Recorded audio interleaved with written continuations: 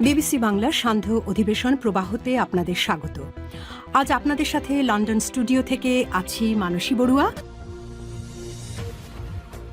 বাংলাদেশের সর্বশেষ গুরুত্বপূর্ণ আপডেট সংবাদে আপনাকে স্বাগত। শুরুতেই সংবাদ শিরোনাম, পরে বিস্তারিত। প্রথমেই জানাবো আমাদের হাতে থাকা সর্বশেষ গুরুত্বপূর্ণ সবথেকে তাজা আপডেট সংবাদ। সিঙ্গাপুর নয়, থাইল্যান্ডে পাঠানো হচ্ছে শরীফ ওসমান হাদিকে। সিঙ্গাপুর নয়, উন্নত চিকিৎসার জন্য আগামীকাল সোমবার থাইল্যান্ডের ব্যাংকক হাসপাতালে নেওয়া হচ্ছে ইনকিলাব মঞ্চের আহ্বায়ক ও ঢাকা ৮ আসনের সংসদ সদস্য প্রার্থী শরীফ ওসমান হাদিকে। আজ হাদির ভাই ওমর বিন হাদি আমার দেশকে এই তথ্য নিশ্চিত করেছে।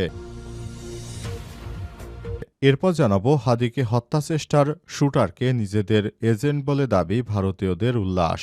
আসন্ন ত্রয়োদশ জাতীয় সংসদ নির্বাচনের প্রার্থীদের উপর সন্ত্রাসী হামলার ঘটনায় সারা দেশে প্রার্থীদের মধ্যে উদ্বেগ উৎকণ্ঠা বেড়েই চলেছে। প্রার্থীরা নিজেদের নিরাপত্তা নিয়েও এখনও উদ্বিগ্ন। সরকার ও রাজনৈতিক দলগুলোর ঘটনা তীব্র নিন্দা ও প্রতিবাদ জানিয়েছে, কিন্তু এর ঠিক বিপরীত প্রতিক্রিয়া জানাচ্ছে পতিত স্বৈরাচার শেখ হাসিনার দল আওয়ামী লীগ এবং ভারতের হিন্দুত্ববাদ রাজনৈতিক অনলাইন অ্যাক্টিভিস্টরা। এ ব্যাপারে খুবই গুরুত্বপূর্ণ সংবাদ জানাবো, সঙ্গেই থাকুন।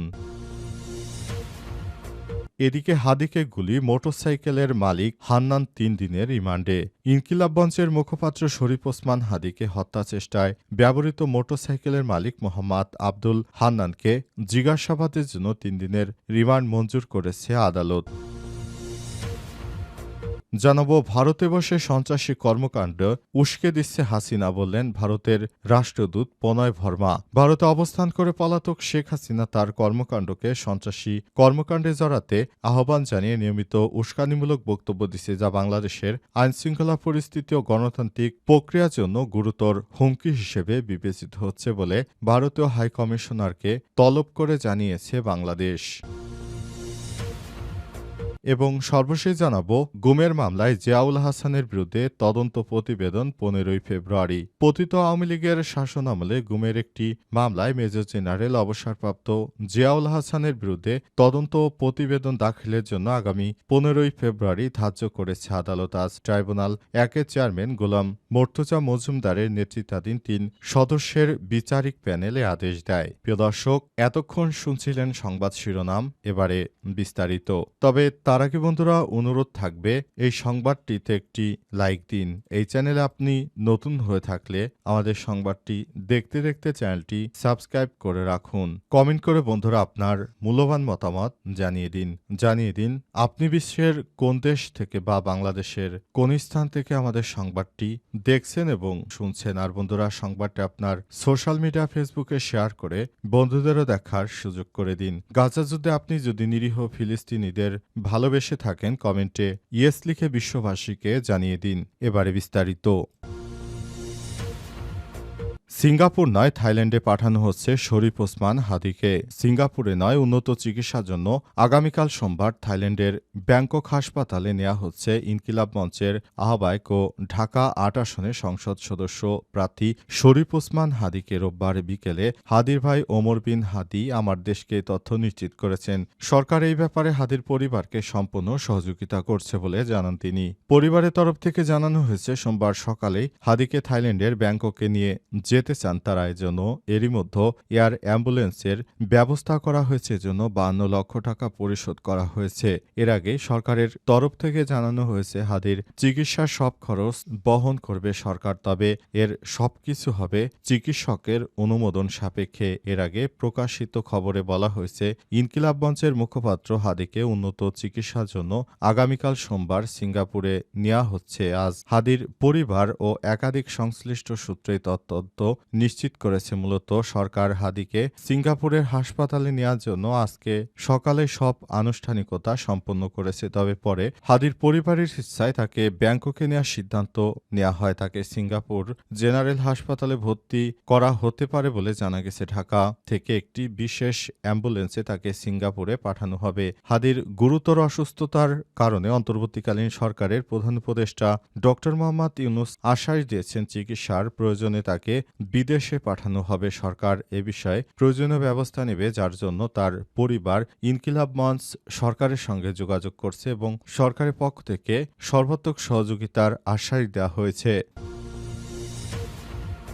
হাদিকে হত্যা চেষ্টার শুটারকে নিজেদের এজেন্ট দাবি করে ভারতীয়দের উল্লাস। আসন্ন ত্রয়োদশ জাতীয় সংসদ নির্বাচনে প্রার্থীদের উপর সন্ত্রাসীদের হামলার ঘটনায় সারা দেশের প্রার্থীদের মধ্যে উদ্বেগ উৎকণ্ঠা বেড়েছে। প্রার্থীরা নিজেদের নিরাপত্তা নিয়েও এখনও উদ্বিগ্ন। সরকার ও রাজনৈতিক দলগুলো ঘটনা তীব্র নিন্দা ও প্রতিবাদ জানিয়েছে, কিন্তু এর ঠিক বিপরীতে প্রতিক্রিয়া জানাচ্ছে পতিত স্বৈরাচার হাসিনার দল আওয়ামী লীগ এবং ভারতের হিন্দুত্ববাদী রাজনৈতিক অনলাইন অ্যাক্টিভিস্টরা। গত শুক্রবার দুপুরে রাজধানীতে বিজয়নগর কালভার্ট এলাকায় নির্বাচনী প্রচারণা চালাতে গিয়ে দুর্বৃত্তদের গুলিতে গুরুতর আহত হয় শরীফ ওসমান হাদি। এই ঘটনায় হাদিকে উন্নত চিকিৎসা দেওয়ার জন্য ভর্তি করা হয়েছে, তবে হাদির ব্যাপারটি এখনও ঠিক হয়নি। হাদির পুরোপুরি ব্যাপারটি এখনও সেভাবেই চলছে। শরীফ ওসমান হাদি তিনি বাংলাদেশের জন্য একজন সম্পদ, তাকে হারিয়ে বাংলাদেশ ব্যথিত। কিন্তু অপরপক্ষে হিন্দুত্ববাদীরা, হিন্দুত্ববাদী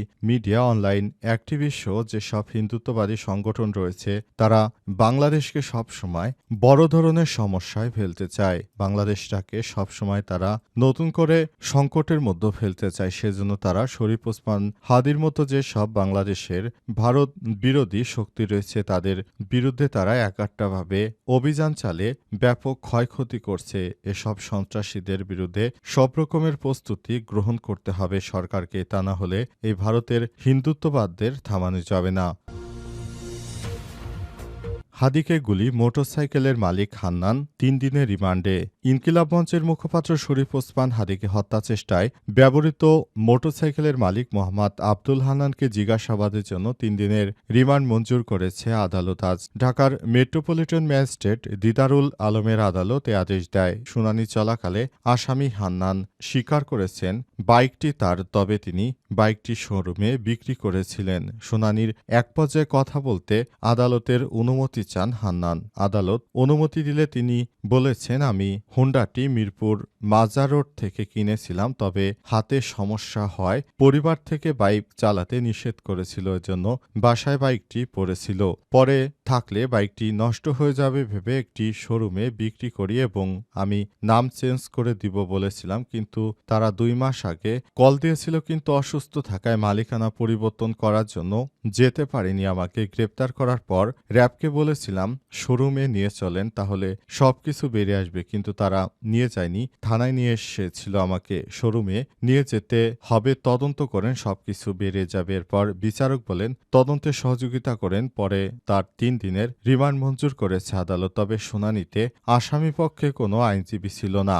এদিকে ফৌজদারি কার্যবিধি 54 ধারায় গ্রেপ্তার দেখিয়ে তাকে আদালতে হাজির করা হয়। প্রথমে পল্টন থানার উপ পুলিশ পরিদর্শক শামীম হাসান তাকে কারাগারে আটক রাখার আবেদন করেন। পরবর্তীতে কয়েকটি আবেদনে 4টি কারণ উল্লেখ করে তার 7 দিনের রিমান্ড আবেদন মঞ্জুর করা হয়। ভারতে বসে সন্ত্রাসী কর্মকাণ্ডে উস্কে দিচ্ছে হাসিনা, পুনরায় ভার্মাকে তলব করে ঢাকা। ভারতে অবস্থানরত পলাতক হাসিনা এবং তার সমর্থকদের সন্ত্রাসী কর্মকাণ্ডে জড়াতে আহ্বান জানিয়ে নিয়মিত উস্কানিমূলক বক্তব্য দিচ্ছেন, যারা বাংলাদেশের আইনশৃঙ্খলা পরিস্থিতি, গণতান্ত্রিক প্রক্রিয়ার জন্য গুরুতর হুমকি হিসেবে বিবেচিত হচ্ছে বলে ভারতীয় হাইকমিশনারকে তলব করে জানিয়েছে বাংলাদেশ। আজ দুপুরে ঢাকায় নিযুক্ত ভারতের হাইকমিশনার প্রণয় ভার্মাকে তলব করেছে পররাষ্ট্র মন্ত্রণালয়। এদিন প্রণয় ভার্মাকে বাংলাদেশের পক্ষ থেকে বলা হয়, আসন্ন ত্রয়োদশ জাতীয় সংসদ নির্বাচন বানচালের উদ্দেশ্যে পলাতক শেখ হাসিনা ভারতে বসে তার সমর্থকদের উস্কানি দিচ্ছে এবং বাংলাদেশের প্রতিটি নাগরিককে তারা হেয় প্রতিপন্ন করার চেষ্টা করছে। এজন্য বাংলাদেশের প্রতিটি স্বাধীন নাগরিক এখন শেখ হাসিনা ফ্যাসিস্ট সরকারের সর্বোচ্চ বিরোধী গিয়ে তারপর তারা নতুন করে সবকিছু করার চেষ্টা করছে। তাই এ বিষয়গুলো হাসিনাকে অবশ্যই অবশ্যই ভারতকে জানাতে হবে, যাতে করে বাংলাদেশ নিয়ে আর এই ধরনের কোনো চক্রান্ত করার সাহস হাসিনা না পায় এবং